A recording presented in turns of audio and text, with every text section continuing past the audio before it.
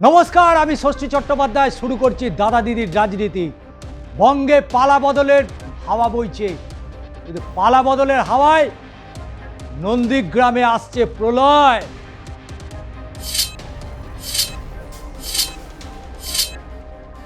সেই প্রলয়ে খড়কুটের মধ্যে নাকি উড়ে যাবে শাসক দল তৃণমূল কংগ্রেস।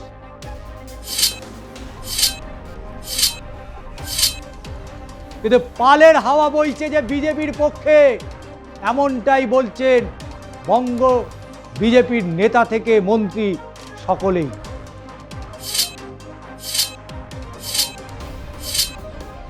কেন্দ্রীয় মন্ত্রীরা বলছেন বঙ্গে শুধু পরিবর্তনের অপেক্ষা। ভোটের মুখে শুভেন্দু ঘনিষ্ঠ বিজেপি নেতার অশ্লীল চ্যাট ভাইরাল। প্রলয় নন্দীগ্রামে। রাজ্য তৃণমূলের মুখপাত্র শান্তনু সেন বলেছেন বিজেপির মহিলা বিদ্বেষী, এটা বারবার প্রমাণিত হয়েছে। এবার নন্দীগ্রামে বিজেপি নেতা তথা তমলুক সাংগঠনিক জেলা বিজেপির সহসভাপতি প্রলয় পাল, যিনি শুভেন্দু অধিকারীর ঘনিষ্ঠ এবং অমিত শাহের সঙ্গে ছবিতে দেখা গিয়েছে, তার অশ্লীল ভিডিও ভাইরাল হয়েছে, যা একটি নক্কারজনক ঘটনা। কিন্তু অনেক ছবি এখনো বাকি আছে ভাইরাল হতে। শাসক দল এখানেই নাচন কোদন করবেন না, আরও সিনেমার অনেক কিছু বাকি রয়েছে। কারণ শুধুমাত্র বিজেপি ঘনিষ্ঠ বলেই নয়, অনেকের অনেক ঘনিষ্ঠর অনেক কিছু ধরা পড়বে, শুধু সময়ের অপেক্ষা। 23 এপ্রিল রাজ্যের প্রথম দফা নির্বাচন। ভোট রয়েছে উত্তরবঙ্গ সহ রাজ্যের 152টি আসনে, তার মধ্যে রয়েছে হাই ভোল্টেজ নন্দীগ্রামও। এবার ভোটের মুখে শুভেন্দু অধিকারীর ঘনিষ্ঠকে নিয়ে যেভাবে কালিমালিপ্ত করার চেষ্টা চলছে, তাতে শুভেন্দু অধিকারীর যে কিছু যায় আসে না, এটা অন্তত পরিষ্কার বুঝে গিয়েছে গেরুয়া শিবির। কারণ নন্দীগ্রামে রাজ্যের মুখ্যমন্ত্রীকে পরাজিত করতে সক্ষম হয়েছিল শুভেন্দু। তবে এই ঘটনায় ধিক্কার জানিয়েছে রাজ্যের বুদ্ধিজীবী মহল। তমলুকের সাংগঠনিক জেলা সভাপতি, তার বিরুদ্ধে এক মহিলার সাথে অশ্লীল চ্যাট করার অভিযোগ। তবে মনে রাখতে হবে তৃণমূল কংগ্রেসকেও।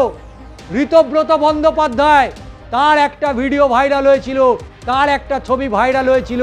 সেই ঋতব্রত বন্দ্যোপাধ্যায় আজকে সিপিএম থেকে তৃণমূল কংগ্রেসে এসছে। দিনটা ভুলে গেলে চলবে না শান্তনু বাবুদের, ভুলে গেলে চলবে না। মহিলার ফোনে প্রলয় নাকি কথা বলেছেন, আর অপর চ্যাট বক্সে অশ্লীল ছবি পাঠাচ্ছেন। এটা একেবারে ছোট্ট একটা ঘটনা রাজ্যের মুখ্যমন্ত্রীর কথায়। কারণ তমলুকের সহসভাপতির বিরুদ্ধে যে অভিযোগ, এই অভিযোগ কতটা সত্যতা রয়েছে সেটাও বিচার করার প্রয়োজনীয়তা আছে। সমাজ মাধ্যমে অনেক ছবি ঘুরে বেড়ায়, অনেক ভিডিও ঘুরে বেড়ায়, তবে সেটা সবটাই যে সত্যি এমনটা কিন্তু নয়। এআই দিয়েও হতে পারে। ভিডিওর সত্যতা যাচাই করা এখনও আমাদের পক্ষে সম্ভব হয়নি। যদিও ভোটের মুখে এগুলো তৃণমূলের চক্রান্ত বলেই দাবি বিজেপির। এ বিষয়ে রাজ্য তৃণমূলের মুখপাত্র তিনি কি বলছিলেন? তিনি বলছেন নাকি এটা মহিলা বিদ্বেষী দল। আরও অনেকের কথা বলতে হয়। তৃণমূল কংগ্রেস হয়তো ভুলে গিয়েছে, শুভেন্দু অধিকারী এখনো মুখ খোলেনি। যদি মুখ খোলে তাহলে অনেকের মুখ বন্ধ হয়ে যাবে। আজকে সেই ঋতব্রত বন্দ্যোপাধ্যায় তৃণমূলের টিকিটে প্রার্থী পদে লড়াই করছেন। সেই ছবি এখনও সোশ্যাল মিডিয়াতে ঘুরে বেড়ায় মাঝে মধ্যে। এই কয়েকদিন আগেই আমরা দেখতে পেয়েছিলাম সেই ছবি। আর বিধানসভা নির্বাচনে মানুষ নাকি যোগ্য জবাব দেবে। নন্দীগ্রামের শেষ নির্দেশও যেমন অধিকার পরিবার দেয়, তার পাশাপাশি নন্দীগ্রামের শেষ কথা অধিকারী পরিবারই বলে। 7টি বিধানসভা রয়েছে, সেই 7টি বিধানসভায় হই হই করে জিতে যাবে ভারতীয় জনতা পার্টি, এবং কপালে হাত দিয়ে শুধু দেখবে তৃণমূল কংগ্রেস। কারণ নন্দীগ্রামে যে প্রলয় চলছে, এই প্রলয়ে তৃণমূল কংগ্রেস খড়কুটোর মতো উড়ে যাবে, এমনটাই বলছে বিজেপির কর্মী সমর্থকরা। কারণ তৃণমূল কংগ্রেস তো নন্দীগ্রামে ওয়াক ওভার দিয়ে দিয়েছে। একথা অস্বীকার করতে পারে তৃণমূল কংগ্রেসের কর্মী সমর্থকরা? পারে না। তৃণমূল কংগ্রেসের কর্মী সমর্থকরা অস্বীকার করতে পারে না যে তৃণমূল কংগ্রেস নন্দীগ্রামে শুভেন্দু অধিকারীকে ওয়াক ওভার দিয়েছে। তার কারণ বিশ্লেষণ করলে তৃণমূল রুমাল চাপা দেবে মুখে। কারণ এমন একজন প্রার্থী তৃণমূল কংগ্রেস পেল না যাকে শুভেন্দু অধিকারীর বিরুদ্ধে দাঁড় করাতে পারে। তাই রাতারাতি বিজেপি ভাঙিয়ে এই পবিত্র করকে নিয়ে এসে তৃণমূল প্রার্থী করেছে। যতই হোক, নির্বাচন আর টাকা দুটো অত্যন্ত গুরুত্বপূর্ণ। যেদিকে পাল্লা ভারী সেদিকেই ঝুঁকে যায়। বহু নির্বাচনে দেখেছি, বহু নির্বাচনে এরকম ঘটনা ঘটেছে। শুধু সময়ের অপেক্ষা। এটা আবার পবিত্র করের চাল নয় তো, শুভেন্দু অধিকারীর মাস্টার স্ট্রোক নয় তো। পবিত্র করকে সামনে রেখে হয়তো অন্য অপারেশন চালাচ্ছে শুভেন্দু অধিকারী। কারণ শুভেন্দু অধিকারীর সাথে নন্দীগ্রামে যারা ঘর করেছে বা যারা ঘর করে তারা শুভেন্দু অধিকারীকে ভালোভাবেই চেনে। আর শুভেন্দু অধিকারীর গড়ে শুভেন্দুকে হারানো বেশ কঠিন।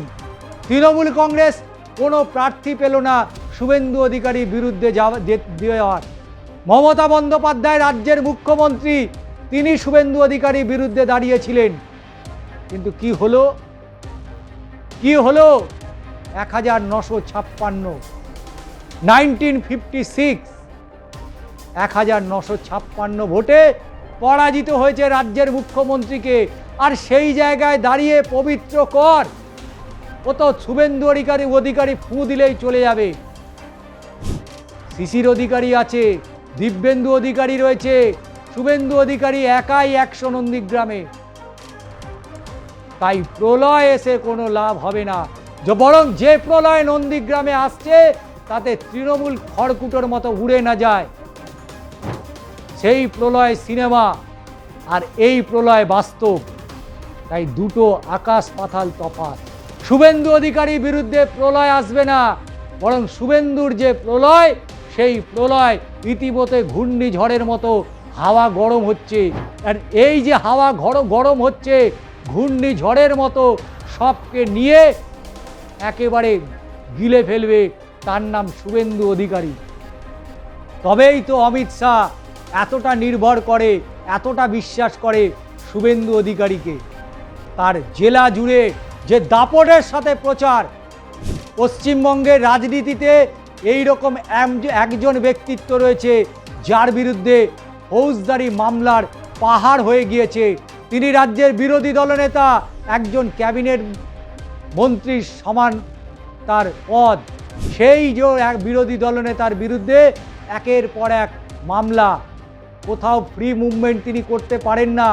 আজকে যে পুলিশের ভূমিকা, সেদিন পুলিশের ভূমিকা দেখলে অবশ্যই মনে হয় কোথায় আছি। পুলিশের যে ভূমিকা, ইচ্ছাকৃত মামলা দেওয়া, শুভেন্দু অধিকারীর বিরুদ্ধে কুৎসা রটানো, তাতে শুভেন্দু অধিকারীকে দমানো যায়নি। তাই নন্দীগ্রামে প্রলয় আসছে, যে প্রলয়ের বিরুদ্ধে তৃণমূল এত উৎসাহী।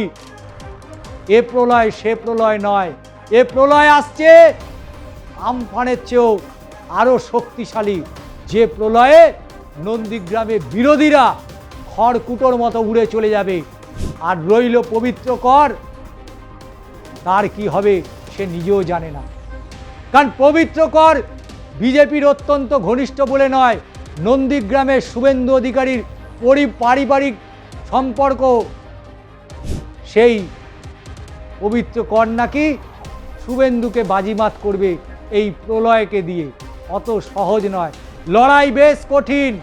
তবে নন্দীগ্রামের 7টি আসনই যে বিজেপির দখলে যাচ্ছে, আরও একবার জেনে রাখুক তৃণমূল কংগ্রেসের কর্মী সমর্থকরা। কারণ প্রলয় শুরু হয়ে গিয়েছে, রাজ্য জুড়ে প্রলয় শুরু হয়ে গিয়েছে। কিন্তু সেই প্রলয় উৎসাহ রটানোর প্রলয় নয়, এ প্রলয় ঝড়। তাই নন্দীগ্রামে যতই প্রলয় আসুক, সে প্রলয় শুভেন্দু অধিকারী তুলবে, আর সেই প্রলয়ে খড়কুটোর মতো উড়ে চলে যাবে শাসক দল তৃণমূল কংগ্রেস। এমনটাই মনে করছেন বঙ্গ বিজেপির নেতা শুধু নয়, কেন্দ্রীয় নেতৃত্ব থেকে প্রধানমন্ত্রী, স্বরাষ্ট্রমন্ত্রী এবং অন্যান্য নেতৃবৃন্দ। আজকে দাদা দিদির রাজনীতি আপনাদের কেমন লাগলো অবশ্যই জানাতে ভুলবেন না। পাশাপাশি অবশ্যই চ্যানেলটিকে আরও ভিডিও দেখার জন্য সাবস্ক্রাইব করুন।